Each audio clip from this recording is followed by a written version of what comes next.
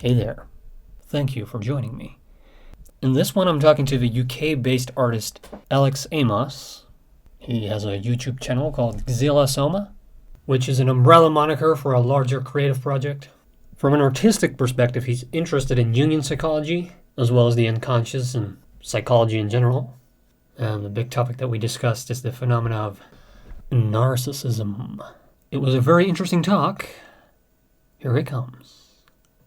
I suppose it's fair to say that your interest in psychology is largely embedded in Jungian psychology or analytical psychology? Yes, that would be correct. As far as those are two interchangeable terms? Yes. Regarding psychoanalysis, obviously Freud birthed it all. He was the real pioneer who trod that ground first. But and they were buddies. Yeah, but Jung is really more associated with analytical psychology, and he developed his branch alongside and somewhat in opposition to some of the theories that were brought up in Freud's school. Yeah, it's a young science, you know. It's a young science. I mean, unlike things like biology and physics, they haven't had hundreds of years to develop. They don't have this long stretching, hierarchy and family tree going back for a long time, because for the largest amount of time in human history, it's largely been mystics and philosophers and more of the religious elements that have really spoke about and tried to figure out the internal dynamics of the human psyche. And they've usually been isolated cases. There hasn't usually been a formalized school, unless it's something like, say, Buddhism, for example, that places a lot of emphasis on those kind of things. And that's one of the reasons why Jung differed from Freud quite a lot, because Freud was really trying to legitimize psychoanalysis. He wanted it to be a popular thing. He wanted it to be a legitimate science, and he wanted to put his name alongside of that very strongly. And understandably, he was really sensitive to the kind of cultural prejudice that some of these more, shall we say, esoteric theories have in the public perception, and he didn't want that to tarnish the work that he'd done so far. But Jung had a very different view on things, because he thought that, you know, psychoanalysis and psychology, it's a very new science. Yes, it's very young, but we need to look at what human beings have actually been saying about the bloody mind for thousands of years before we actually came about, because maybe there would actually be something in that would be of benefit for us, and a highlight to us. And that's why Jung spent so much of his life looking into things like Buddhism and Gnosticism and symbolism and comparative mythology and the likes for treatments and things that he could bring into his school. Yeah, I feel there's this odd dismissive notion amongst modern scientists about all the ancient knowledge, you know? Yes, that's right. There is a popular prejudice, and I think that this prejudice, at least this is in my opinion, this isn't anything that I've read anywhere, so this is just completely conjectural from me. I think that this probably has its origins somewhere around the Enlightenment period, where there was this huge schism that was created between what you could say is the analytical mind and the more, shall we say, interior, abstract mind. Yeah, definitely, I think that the Enlightenment created that fissure, whereas if you look even previously before into the so-called Dark Ages, as a lot of people like to call it. I don't usually like the term myself.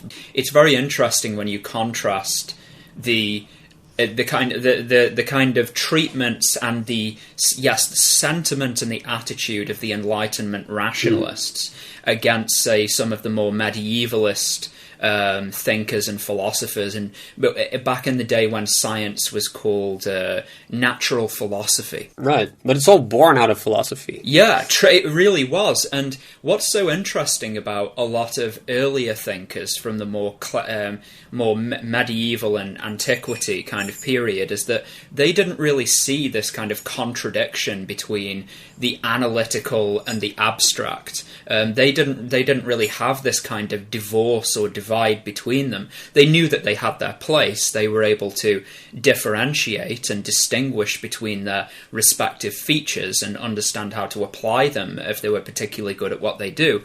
But I really think it was at this Enlightenment period where we had this line in the sand drawn in the Western world between, okay, and you still see this with some people today, especially like the really hard atheistic.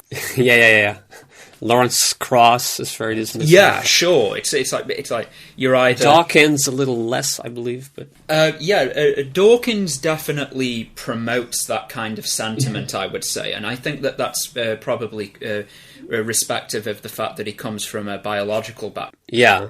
But there's definitely... And then Neil deGrasse Tyson sometimes tries to be philosophical. It's usually embarrassing when a scientist tries to, Well, I think... go into the more philosophical side of what they're doing. Well, human ego is a hell of a thing, It really is. And I think that a lot of, especially very intelligent people who are very proficient within a particular domain, they kind of develop this God complex where they think, oh, I've mapped out the landscape of human biology. That gives me license to play judge, jury, and executioner with any standard of information that comes my way, simply on the basis that I've told myself that I'm this rational, enlightened genius floating in this ocean of numbskulls, and it's... You believe Mohammed flew on a horse? Yeah. Well, that is ridiculous. Sorry, I can't do Dawkins. But... That's a really good impression. Oh, that's... I mean, it is entertaining, but yeah, the arrogance is definitely... It really is. I mean, yeah, I side with Richard on that particular issue, but this division of all the different fields might be the cause of that. Yeah, I do think that there's definitely a pollution of perception. And I think that sometimes certain people who, as I say, are very proficient within a particular area, whether it's a hard science or whether it's a psychological field or whether they're, into Aristotelian philosophy or something like that, they kind of use their preferred, or they perceive their preferred subject as almost like a Solomon's key that can unlock all of the doors of perception. And it doesn't really work like that when... Physicists especially, I get the sense. Yeah. It doesn't... Quantum physicists? It doesn't really work in that way. It's when you're trying to apply these kind of hard, literate, robust kind of biological science perspectives to something like, I don't know, Babylonian symbolism. It's like trying to use a square-shaped key on a circular lock. It might elucidate some aspects of it, but it's not really the right instrument that you need to be applying for the job. And I do think that especially with people like Dawkins and people like Sam Harris, who are very articulate people who can put across their ideas very efficiently, when those ideas are bad ideas, it convinces a lot of people that these bad ideas are actually true, because they look up to these people and they have a respect for them. And honestly, I've tried to read that damn book by the late Christopher Hitchens. What is it? God is Not Great. How Religion Poisons Everything. I've tried to read it twice and I can't make it through because it's such a cringe fest. I mean, it's even great speaker, though, but a fantastic speaker, a very charismatic person. I mean, even he himself said that towards the later end of his life, probably when he didn't, he wasn't going to damage his book sales so much. Even he actually had the honesty. Available fine bookstores everywhere. Yeah. Even he admitted that book wasn't really his finest hour of writing. you know, and it really isn't. I mean, it's written like some kind of petulant, smart 15-year-old boy on Reddit. It's riddled with holes. It's got so many straw man. I mean, if you really wanted to kind of try and straw man the atheist position, you would use that book, because it doesn't really give a very good. It doesn't really offer a very good representation of the atheist argument. And when you consider that you've got people like Friedrich Nietzsche, who was a bitter, caustic critic of the Catholic Church, but he at least understood his subject well enough and respected it well enough to know what he was criticizing, you know? Whereas I think with a lot of these new atheists, they kind of, they presume so much, Gurman.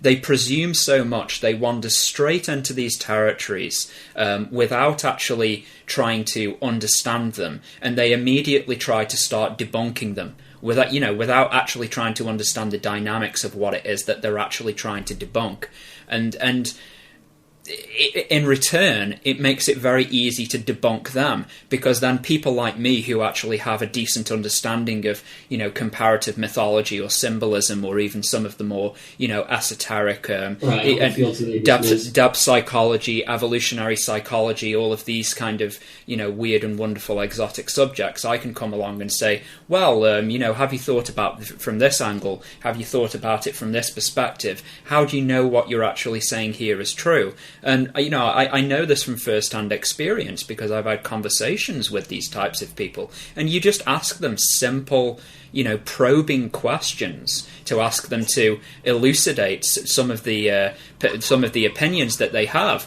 And, you know, you just hear tumbleweeds, because they're not particularly self-reflective. They've never questioned their underlying presuppositions. They've just charged straight in. They've watched all the Dawkins videos, and they've read the Sam Harris books, and they've got, yeah, I've got my battle armor. I can take down Sky Daddy, and it's going to be easy from here on in. But it's not always the case. I mean, religion is an incredibly complicated and sophisticated system of ideas that has had thousands of years to develop. I mean, you can look at it from so many different perspectives. It's not something that you can unravel in a month or in a simple 15-minute debunk video on YouTube. I mean, it's a huge subject. So there definitely is a problem of perception. But just in closing to this little tract, I do think that the 21st century is going to be very interesting, because I predict that there is going to be a great resurgence of interest in these kind of subjects beyond the new agey kind of romantic areas that they've normally been situated in since the 1960s Cultural Revolution.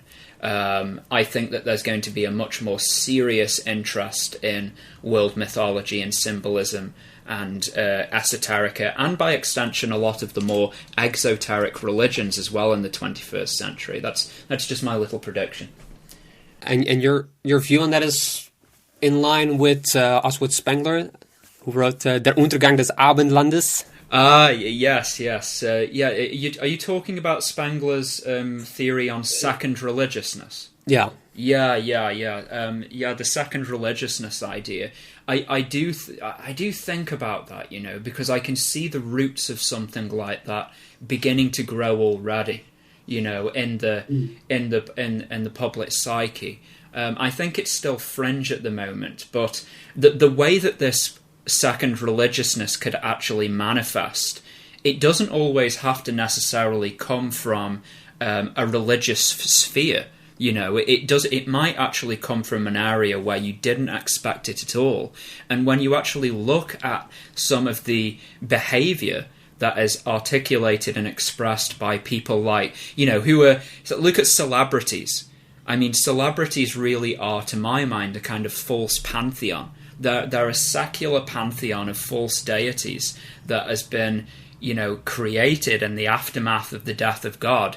And people look to these people with this, they're like living idols with this fawning adoration. I mean, they're brought to their knees weeping sometimes when you look at those old videos with Michael Jackson and people One Direction and all of these other groups. I mean, they're overwhelmed by the presence of these people. It's like people who have accomplished nothing. Yeah. Well, perhaps Jackson's exception to that, but at least there was a talent there. Well, it's like, gazing before the splendor of Montezuma and his gold palace. It's just, oh my goodness, my lord, Absolutely. I'm not worthy of you. Just We've sort of digressed. I mostly wanted to explore narcissism with you. yeah, that's right. Now, Jungian psychology, there's this notion of the archetypes, Yes. of which I believe Narcissist is one, correct? Well, narcissism, I do believe, is incorporated as a kind of subsidiary into the Big Five personality. Now, the archetypes actually relate to another Jungian concept, the collective unconscious. We might not have the time to go into it in too much detail, but perhaps you could expand on it a little bit. Yeah, sure. I mean, the archetypes are actually quite simple to explain, because they're essentially the building blocks of the human psyche. A lot of people who have even a very foundational appreciation of Carl Jung will probably have heard about archetypes and archetypal material. But the trick with the archetypes really is that Jungian psychoanalysis is a very visual way of looking at the human condition. It's highly imagistic, and it uses a lot of images and narratives to explain various dynamics of human psychology, which is one of the reasons what makes it so interesting in the first place. But with the archetypes, a lot of things that people have to remember is archetypes are not images. They are building blocks of the human psyche that can re-articulate and express themselves in the form of images. And that's the basic idea there. So when you see something like, for example, the mother and child, which is this mythological item that is seen across all different spheres of human culture, and you can even trace it back to really, really early kind of Neolithic cults and things like this. You see this mother and child archetypal image being presented over and over again throughout human history. I mean, the image of the mother and child, yes, the archetype is beneath that, but it is not the image. It's a bit like the skeleton in your hand. The skeleton is informing the shape of your hand, but the skeleton is not the outer veneer of the hand. It's not the presentation it comes in, and you can export the same kind of idea to archetypes. The image, the outer image, is not the archetype. The collective unconscious is kind of like a matrix or a web that embodies all of these various building blocks of the human psyche, which are present in everybody with fully modern, developed anatomical, nervous systems. People who are, human. They are part of the underlying substrate of what informs the dynamic of our minds, that's the way that I describe it anyway. But with regards to narcissism, I mean, narcissism is a highly interesting one. I mean, obviously, the first thing that springs to mind is the myth of Narcissus in Greek mythology. I mean, where the bloody name comes from. So we've obviously got that myth there, but I think that narcissism has definitely taken on more of an expanded appreciation in psychology since those days. I don't know if you're aware of people like Sam Vankin. No, Sam Vankin. Sam Vankin's actually a narcissist himself, and he's a writer, but he actually writes a lot of books about narcissism. To try to warn people about how bad these people are, and they're not all bad. Wait, he's a self-professing narcissist? He is a self-professing narcissist. So he recognized it. Yeah, and he's an academic. I mean, he claims he's not really doing it to help anybody out. He just wants the book sales, But he's got a YouTube channel up, and his videos are really good. I mean, narcissism is a highly interesting area, and it's going to be interesting to talk about it. I suspect I've actually known a narcissist or two in my life. Oh, yeah. One of them I would characterize as the classical manipulator. Yeah. And the other is the more, I suppose, emotional, needy type, who manipulates by taking on the role of the victim when they feel they need to. Is that a fair distinction to make? Yeah, absolutely. That's a perfect distinction to make. There are, among the kind of narcissistic fields, you could say, are people who, whether they're practicing, psychologists or writers, or people who just take an interest in these things and have YouTube videos and talk about them. Kind of learned amateurs kind of thing. There is a distinction within certain areas of the narcissistic field, which distinguishes between extrovert narcissists and covert narcissists. Right. So your extrovert narcissist is the way that you describe them. They're this definitely very egotistical, kind of self-centered, but incredibly confident and charismatic, and very good with language, very good with people. I mean, I have experience with these people myself, because I was actually best friends with a narcissist for 10 years. So, you're right in the sense that everybody, if they really understand the dynamics of what makes up a narcissist, they might be able to actually look at their own life history and think, well, maybe I did know somebody who is a bit like this. They're like they're almost like those androids, in Blade Runner. They look like you, and they sound like you, and they have all of their own interest and taste, but in a certain sense, they're totally different than you. Right. So you've There's no content. yeah, and you have to be able to recognize the signs and the signals, because they all give off very clear signs and signals about what they are. And then Has to be a Blade Runner. Oh yeah, definitely. Yeah. And so you've got the extrovert narcissist, who some people might call a classical narcissist. But then you've got the really interesting other type, which is the covert narcissist. And the covert narcissist is probably the least likely person that you would expect to be a narcissist if you were only using the classical extrovert narcissist kind of archetype, you could say, to distinguish them.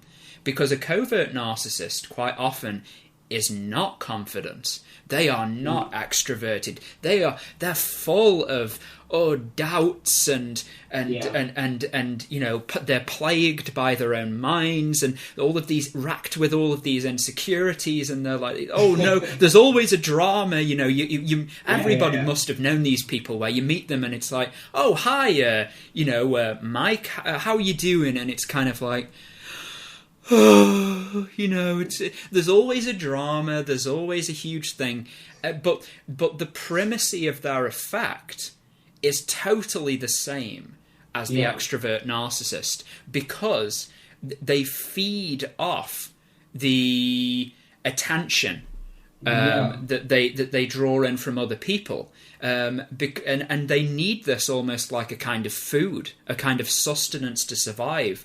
They really need this to be able to sustain their own psychologies. But they have different ways of going about it that's very interesting. I mean, I call them like social rituals. Every narcissist has a kind of different social ritual in the way that they will harvest, quote unquote, attention and we could say like psychological resource from other people. And it doesn't always have to be this kind of, oh, look at me, I'm king of the world kind of thing, I'm the best thing. No. If you would tell them that you only have one day in a week time for them, they might make you feel bad about that. Oh yeah, I mean, make you feel bad about rejecting them, quote unquote. Oh yeah, definitely. Or not making them top priority, perhaps. Yeah, I mean, Absolutely. I mean, human guilt is been one of the most useful tools for social manipulation for thousands of years. And covert narcissists are experts in that. They might not even realize it. No, I don't think that they do. I honestly don't think that they do. They're not very introspective in that sense. Well, no, they're not self-reflective. I mean, it's... Does that go for both types of narcissists? Yes. Is the classical one does not even... Yes, No. I would say so. They really don't like looking into themselves. And with my own experience with the individual that I knew, and also kind of correlating... Who hopefully will not hear this. With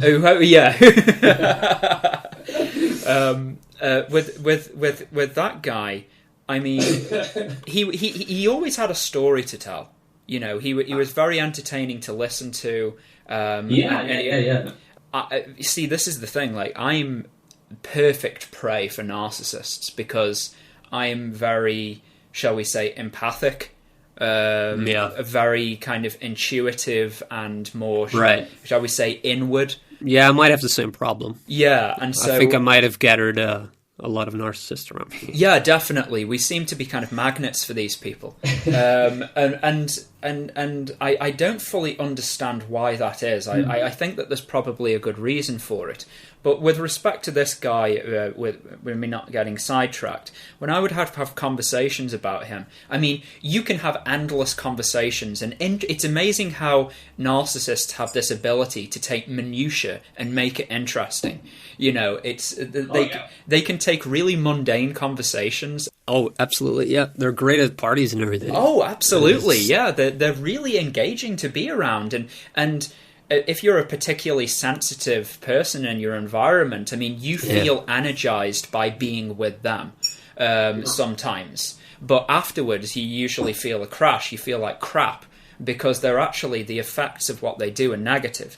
But if the conversation ever steers towards something more private, more personal, maybe a bit deeper in its content matter, which, you know, for maybe people like me and you is something quite easy for us because we don't have a problem talking about those kind of things.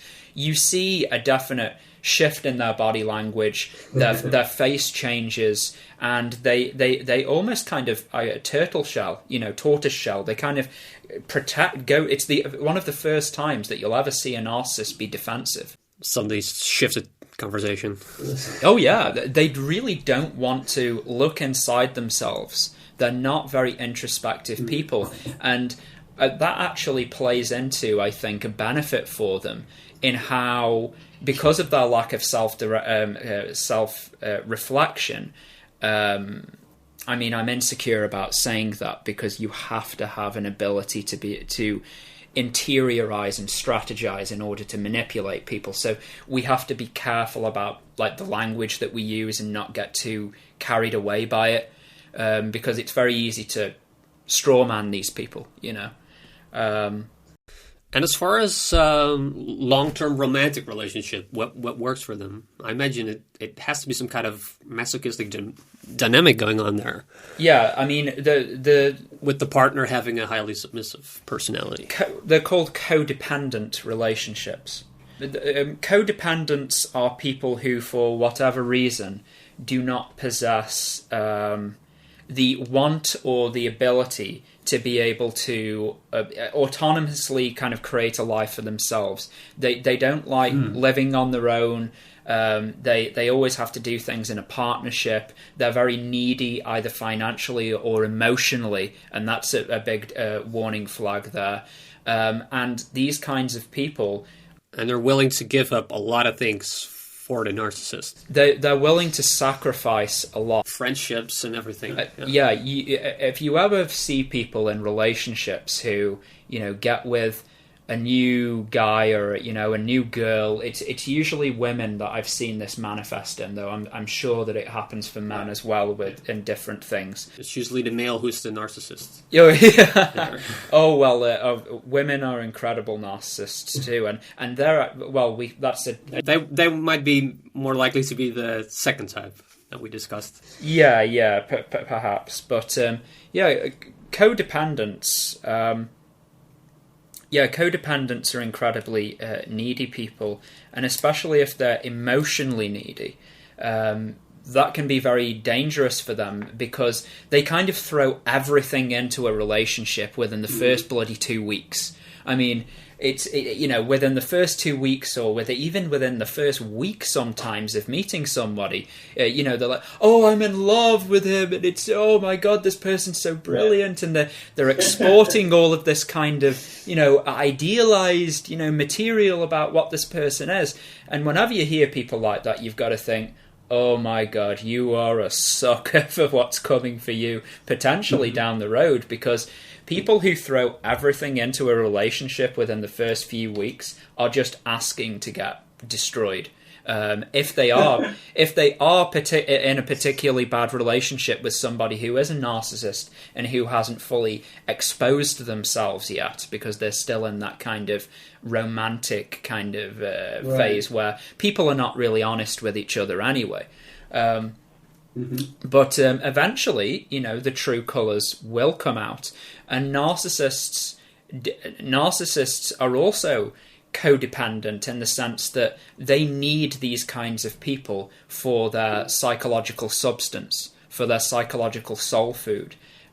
They get a kick out of directing other people's lives. They get a kick out of deciding who's, where are we going to go for dinner, and when are we going to go shopping, and I need to do this right now, and you need to be over there in this particular space. They're always together.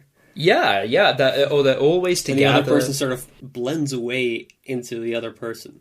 Yeah, definitely. I mean, when you've got these kind of codependent types, their personalities do seem to kind of merge into the other ones, and that's also kind of an indication with some borderlines as well, as this kind of chameleonic ability to kind of shift your personality in accordance the other person.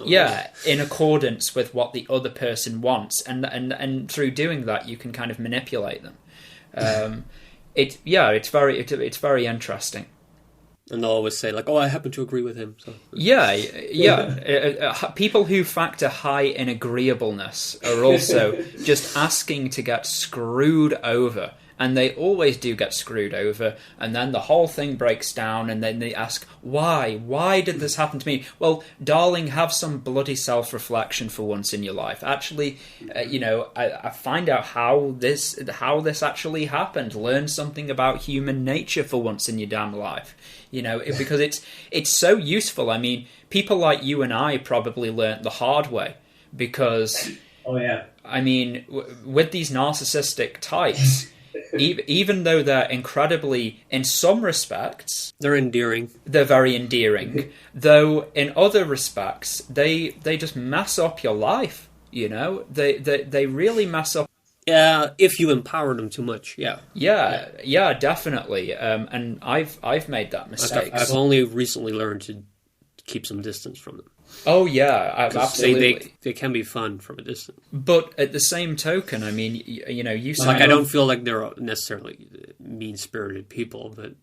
it depends, really. I mean, it's a malignant mix when you've got somebody who factors high in trait neuroticism and is also a narcissist, because you've got that strong ability to seek affirmation through the attention from others, and this strong ability to linguify your experiences and manipulate other people. But when that actually is funneled through a malevolent filter, that can be a really dangerous combination, and there certainly are people out there. Though you're also right on the other side of it, that a lot of narcissists don't actually see that they're actually doing anything wrong. Even though a lot of the relationships that they engage into translate into negative effects for the other person, usually in psychological terms, emotional terms. They really don't see a problem with that. I mean, you try getting a damn narcissist to sit down with you and try to get them to reflect over a time where they got you into they convinced you into a situation that actually had negative end results for you, and asked them to try and see that. They will never see that. They will never apologize. They will never ever have, unless the only times in my experience that a narcissist will actually apologize is if they have something to benefit from it, like say if they've got an audience there, like say others either exist to meet their ends or they may well not exist at all. Yeah, sure. Like they're trying to impress somebody, which is like their next victim, or say their mother's there or something like that. And it's, they want mum has to be impressed. Yeah. they want to keep up this kind of and they're not to be confused with psychopaths, because the narcissist has an emotional life, but it just happens to revolve around them. Absolutely. It was there was a kind of dogma that ran through the psychological currents for a long time for this ability, through this idea that narcissists are kind of emotionless, and emotion is just a kind of signaling device for them. Right. Like it's not really make any sense. It's not really genuine. You know what I mean? And that's how they manipulate people. And whilst on face value you can see how that might make sense, it doesn't really translate in the real effect of things. I mean... No, that would have to know how an inner life works. And empathy as well. The ability to empathize with other people. You can't manipulate other human beings if you can't empathize with the dynamics of their respective systems. If you're not that conscientious about these kind of things, you're not going to be a very good manipulator, because you're not understanding the fundamental element in which you are manipulating, which is people's personalities, people's sensitivities. And narcissists are incredibly perceptive people.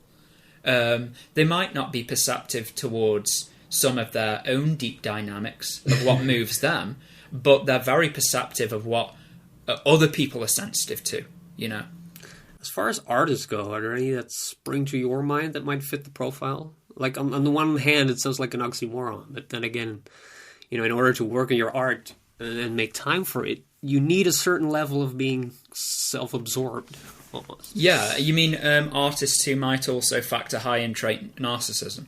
Yeah. Yeah, definitely. Well, the first person who springs to mind to me is Salvador Dali. Yes. I actually have Dali. Hey, get this going. I actually have Dali's book on my bookshelf behind me, and it is titled "Diary of a Genius." And it's all the evidence you need. Yeah, right, I mean, it's not particularly a brilliant book. I mean, it wanders on with a lot of just convoluted nonsense, and he's talking about, his wife for the Gala is the flower and I am the egg, and all this kind of symbolist nonsense. And it's like, I woke up this morning and I was enraptured by the realization that I was Dali, It's full, wow. It's full of stuff like that, which is funny, but you've got to wade through a lot of crap to get there. And but yeah, Dali is the first person who I envisage as somebody who would probably factor high in narcissism. But mapping it out towards a more general extent with artists in general. I was thinking about this the other night when I was thinking about things that I really wanted to say in this discussion and kind of developing those ideas a bit. I mean, you've got to think about narcissism like this. This is the way that I would phrase it, yeah. Narcissism is kind of like a gravity for thought, right? It's something that everybody possesses. And we need to possess a certain narcissistic element, because otherwise we wouldn't be interested in our own ideas. So narcissism is kind of like not the glue, but the gravity that kind of bonds us to our own ideas and our own inner life. But when that gravity, just like in nature, becomes more intensified, then you actually get these more negative and more kind of problematic side effects. But you're right with artists in the sense that, I was thinking about this, maybe not so much for the manifestation of the work itself, but for the translation of the work for that to be successful in the outside world. People who actually factor higher in narcissism actually possess a lot of innate advantages that other people don't possess. Or maybe not to the same degree as they possess them. We've already talked about the charisma, yeah? We've talked about the self-confidence, the self-belief, which is a massive thing. A belief that you are a creative person, a belief that you might be a genius, a belief that you look at somebody like a pop star, some rock star out there, or you look at some great artist and you think, yeah, I could be like them, I could be like that. That ability to kind of almost NLP yourself into a state where anything seems possible. Narcissists are very, very good with that. And also I was thinking about, their burning desire for self-affirmation through the attention that they receive through other minds. Yeah. That is really something that we can't underestimate, because this kind of acts as a catalyst that motivates someone to... Yeah, it feeds into their fantasy. Yeah, it feeds into their fantasy, but it also galvanizes them to succeed. There's an old saying that says that a man with a wolf at his heels will run a lot faster up the hill than somebody without one. And it's speaking to this galvanizing drive that is dangerous in one aspect because it can destroy you. But it's also needed to force you out of the ranges of your own comforts and beyond what you thought you were capable of. And that ability to have something like that, something that at the same which simultaneously torments you but at the same time empowers you, is an incredibly motivating factor that can be a great drive that takes people forward. So I think more in the areas of success for your art, whether you're a fine artist or whether you're, especially if you're a musician, or if you're a filmmaker and you need to work with other people, and you need to forge connections with non-creative people. Yeah, you need to form your connections with middlemen, with other people like who own studios and things like that, or connections who are going to actually be able to open those doors and give you those tributaries of potential to elevate your own career forward. These are the kind of things that really make... Has to be the most frustrating thing ever for an artist. And this is something... Trying to convey your idea, and they might have their own ideas, which are not as good. Absolutely. And this is something that is not translated at all very well at the level of academia, universities. I mean, I was fortunate in the sense that even though I'm a fine artist and I have various other, exploits that I'm engaged in, I'm actually trained more in graphic design. And the course that I did, actually, a big part of it was training you how to be a freelancer, how to work on your own. And they did that in a very kind of extreme way, which I won't go into because it'll sidetrack us too much from the discussion of narcissism. But the important thing, what I'm saying here, is that having a talent and having a great portfolio is not actually what's going to make you succeed. What's going to make you succeed are all of these innate personal qualities that you've got to draw out of yourself. In order to be to make that art work in the outside world, and that can take years and years to develop. I mean, for somebody like me, it's taken years to get over bad habits, to be able to schedule myself, to be able to discipline myself, to have the self-confidence. I mean, I worked in sales for a while in the phone industry, so that kind of helps with the ability to articulate yourself and sell yourself to an audience. But these are kind of life skills that artists simply are not taught.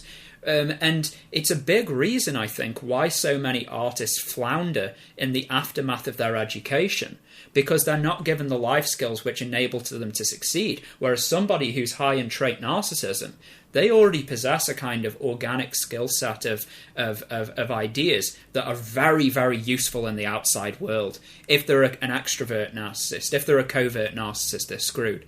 But So I suppose there is something to learn from the narcissist. Absolutely, we should not merely look at these people and look at the negative effects that they yield for other people in relationships and whatnot, and immediately castigate them as the demons of our domain. You know, these people are incredibly innovative, and they can teach you a lot.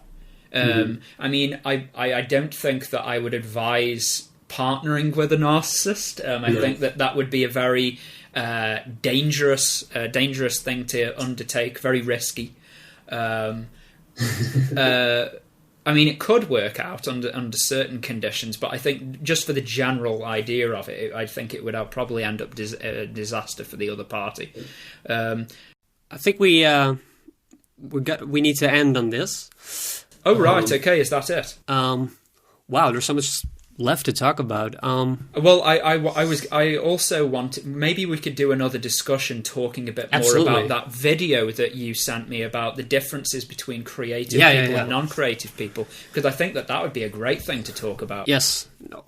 We've discussed a lot now, and I still have to figure out how to edit this and everything. But I would love to have you on a couple of more times. Sure. Yeah, definitely. There's a lot of topics that you are willing to discuss, and you obviously are knowledgeable about. So thanks for this, for making some time for me, and would love to have you on some more. No problem, Goen. It was a pleasure talking to you.